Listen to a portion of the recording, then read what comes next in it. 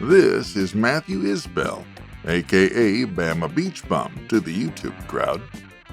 This trip takes Matthew from his home waters of Alabama's Gulf Coast to Keaton Beach, Florida, where the pan meets the handle, a place made for kayak fishing.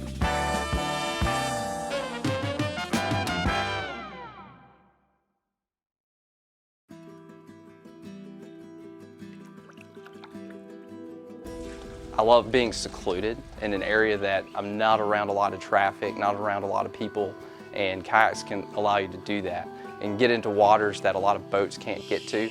And so you just feel like you're by yourself out in nature.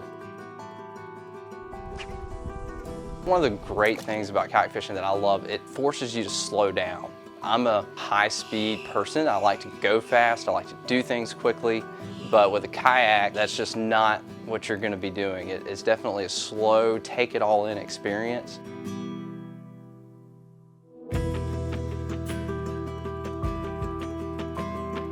There's definitely some challenges, especially when you get into salt water and you start catching some of these bigger fish. There's been instances where I've been in some pretty tight creeks where I'm getting pulled around by a big striper or big redfish, and you don't have a whole lot of space to work with, but they're still pulling you into bushes or trying to pull you towards the bank, and you're trying to maneuver your kayak at the same time that you're trying to fight this fish, and that can get pretty challenging.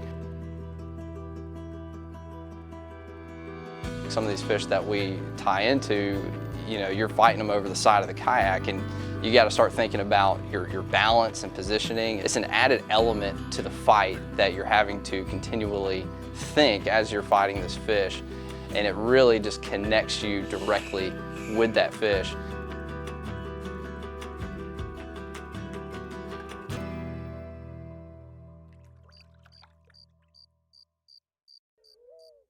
You hear that? That peace? That quiet?